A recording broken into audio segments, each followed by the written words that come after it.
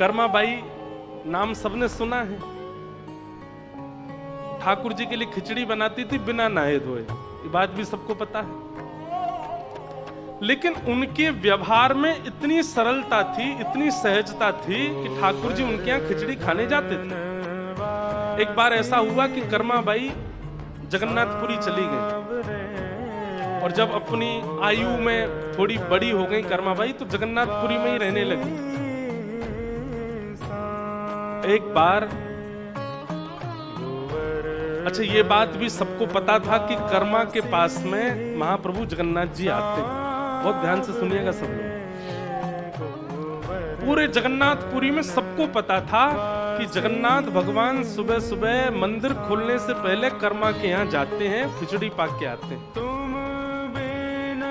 और उसका प्रमाण ये होता था कि जब लोग बाग कर्माबाई के घर जाते थे, कुटिया में जाते, तो या तो कभी महाप्रभु जी की माला वहां मिलती थी, या चंदन की सुगंधी वहां आती थी, या कोई वस्त्र वहां पड़ा हुआ मिलता था। इससे प्रमाणित होता था कि ठाकुर जी आए थे। और फिर सब संत जन जाकर के कर्माबाई से पूछते थे, आज ठाकुर जी कैसे आए थे? फिर कर्माबाई सुनाती, आज ऐसे चल के आए थे, आज तो सुभद्रा जी को गोद में उठा के लाए थे, थक गई थी वो। आज तो दाऊ दादा की गोद में कन्हैया और सुभद्रा दोनों बैठ के आए थे। दाऊ दादा आकर के बोले, अरे कर्मा देख, ये दोनों मुंह पे लद गए, अब जल्दी से खिचड़ी पवा दे। ऐसी ऐसी लीलाएं सुनाती कर्माबाई, और सुन करके सब भावुक हो जाते। लेकिन एक बार एक महात्मा गए, बड़े विद्वान महात्मा। अब जो ज्यादा कई बार ज्ञानी हो जाते हैं ना, बुरा नहीं मानिएगा, ज्ञान होना एक बात होता है, वो ज्ञान का आवरण होना एक अलग बात होता है। एक होता है धनवान हैं, और एक है धनवान है नहीं पर दिखा रहे हैं कि हम बहुत धनवान हैं। यहाँ पे अंगूठी पहन, यहाँ पे पहन, यहाँ पे पहन, इधर लटका लिए दो चार। कई लोग ऐसा वो जबरदस्ती दिखाते हैं कि हम बहुत धनवान हैं। कई लोग ज्ञानी नहीं होते पर दिखाते हैं कि हम बहुत ज्ञानी। कई लोग भक्त होते नहीं पर दिखाते हैं कि हम भक्ति बहुत है। ऐसे एक महात्मा चले गए। कर्माबाई प्रवचन आज की लीला सुना रही थी, आज कैसे कैसे ठाकुर जी आए।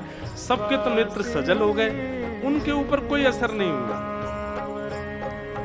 सब लोग वहां से जाने लगे। आज ठाकुर जी की खिचड़ी प्रसादी लेकर के सब जैसे जाने लगे, तो वो महात्मा बोले, सब चले जाएं कर्मा, फिर मुझसे एकांत में बात करना। सब चले गए। कर्माबाई बोली, आज्ञा करो। बोले, हमने सुना है तुम नहाती नहीं हो, प्रसाद बनाते से पहले स्नान नहीं करते।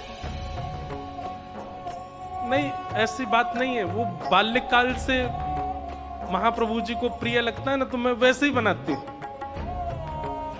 पर मैं रात्रि में स्नान कर ली, मेरी कोई अपवित्र अवस्था नहीं होती उस समय। मैं बहुत ध्यान से महाप्रभु जी का प्रसाद सिद्ध करती हूँ। गलत। देखो, वो तो भगवान है, वो तो करुणा में है। बहुत ध्यान से सुनिएगा, वो तो कृपालु हैं, वो तो करुणावतार हैं। वो तो तुम्हारी हर भावना स्वीकार करेंगे, पर तुमको चाहिए कि तुम शास्त्रीय नियम का पालन करो। वो तो परमात्मा है, वो कुछ नहीं बोलेंगे। लेकिन इन सब का तुमको एक बात और बता दूं। बोले, क्या? ये सब तुम्हारे पूर्व जन्म में किए गए पुण्य हैं, जिनके फल से जगन्नाथ जी तुम्हारे यहाँ प्रसाद पाने आते हैं। जिस दिन तुम्हारा पूर्व जन्म का पुण्य नष्ट हो जाएगा, हाथ पे हाथ धरी बैठी रह जाओगी, महाप्रभु जी नहीं आएंगे तुम्हारे पास। कर्माबाई इतनी घबरा गई। नहीं नहीं भगवान, आप आज्ञा करें, मुझे किस नियम का पालन करना है, कैसे करना है, आप जो बताएंगे मैं वैसे करूंगी।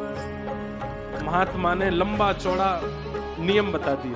सुबह उठा करो, उठने के बाद फिर शुद्ध जल में स्नान करो। उसके बाद फिर यहाँ महोदधि समुद्र है, समुद्र में स्नान करो। समुद्र से आने के बाद पूरा शरीर नमकीन हो जाएगा, तो एक बार फिर शुद्ध जल से स्नान, 3 बार तो स्नान करो। और स्नान करने के बाद गोपी चंदन घिसो, गोपी चंदन घिस करके ठाकुर जी को अर्पित करो, फिर अपने शीश पर लगाओ। फिर जिस चूल्हे में ठाकुर जी का भोजन बनता है, उस चूल्हे में बढ़िया पूजन करो, उस पर पुष्प अर्पण करो, अन्नपूर्णा मैया को प्रणाम करो, फिर अग्निदेव का आवाहन करके अग्नि प्रज्वलित करो, जो कढ़ाई है उस कढ़ाई पर चंदन लेपन करो चारों ओर, और उसके बाद उसमें जो अन्न पधराओ उस समय सुंदर वैदिक मंत्रों का उच्चारण करो, फिर उसमें नमक डालते समय रामरस भगवान को प्रणाम करो। फिर इनको इतना नियम बता दिया कर्मा बाई को, तब खिचड़ी बना के पवाना ठाकुर जी। कर्मा बाई बोली जो आज्ञा मैं करूंगी ऐसा ही करूंगी। दूसरे दिन कर्मा बाई उठी, पहले तो घर में स्नान किया। अच्छा, स्नान का भी नियम है, ब्रह्म मुहूर्त से पहले देव नदियों में और या फिर समुद्र में स्नान करना निषेध है।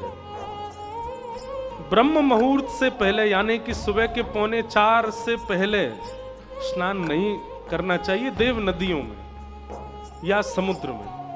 3:45, 3:30, 3:45 से ब्रह्म मुहूर्त प्रारंभ होता, तभी आप स्नान कर सकते हो, क्योंकि उससे पहले देवता स्नान करने आते हैं।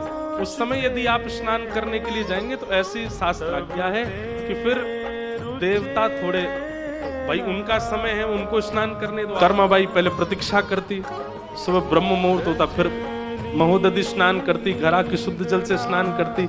आज चूल्हा का पूजन कर रही है, अग्नि पुष्प आदि सब छोड़ रही है, अन्नपूर्णा मैया का स्मरण कर रही है, पतीला धर के उस पर चंदन लगा। इतने में ही महाप्रभु जी आ गए। महाप्रभु जी आ गए, सुभद्रा जी आ गई, बलराम जी आ गए, आकर के तीनों बैठ गए। बैठ कर कह रहे हैं, माँ लाओ जल्दी प्रसादी लाओ। कर्मा बाई बोलो रुक जा, अभी कढ़ाई का पूजन चल रहा है। ठाकुर जी बोले हैं ये क्या हो रहा है, कढ़ाई का पूजन? सुभद्रा जी बोली आज देख रहे हो कर्मा के केश कढ़े हुए हैं, बढ़िया जूड़ा बना है, आज नहा धो के बना रही है। बलराम जी बोले वो सब तो ठीक है, हमारी मंगला आरती का समय हो रहा है, और ये कर्मा बाई अभी तक ये कढ़ाई को ही पूजन कर रही है।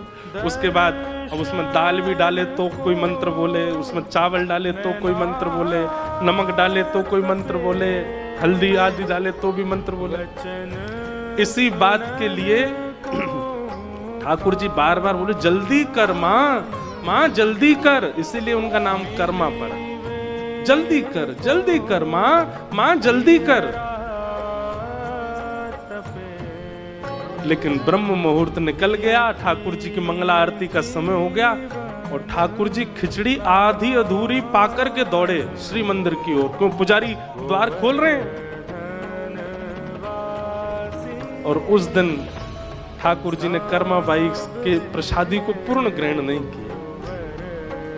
कर्मा बाई मंदिर गई, प्रणाम करके आई, ठाकुर जी से बोली जय जय, आज आपने आरोगा नहीं। बोले देख हमारी एक बात सुन, एक तो तैने आज बहुत विलंब किया, तैने बहुत समय लगाया, और दूसरी बात बुरी लगेगी लेकिन वास्तव आज तेरी खिचड़ी में स्वाद ही नहीं था, आनंद ही नहीं आया, हमको स्वाद ही नहीं लगा बिल्कुल भी।